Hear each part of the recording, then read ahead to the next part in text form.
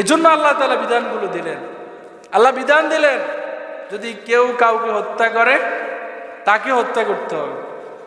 এখন একজন মানুষ অন্যায়ভাবে আরেকজনকে হত্যা করার পর যদি তাকে হত্যা করা হয়, তাহলে অন্য কেউ কি আরেকজন মানুষকে অন্যায়ভাবে হত্যা করার সাহস করবে? কিন্তু এখন এটা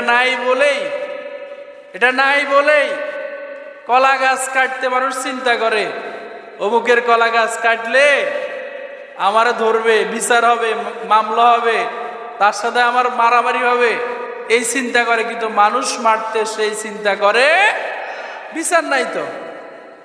বিচার এই যে গত কয়েকদিন আগে আপনারা দেখেছেন ফেসবুকে, বাংলাদেশের সুনামধন্য একটা ইউনিভার্সিটি জাহাঙ্গীরনগর বিশ্ববিদ্যালয়, সেখানে স্বামীকে বেঁধে রেখে স্ত্রীকে গণধর্ষণ করে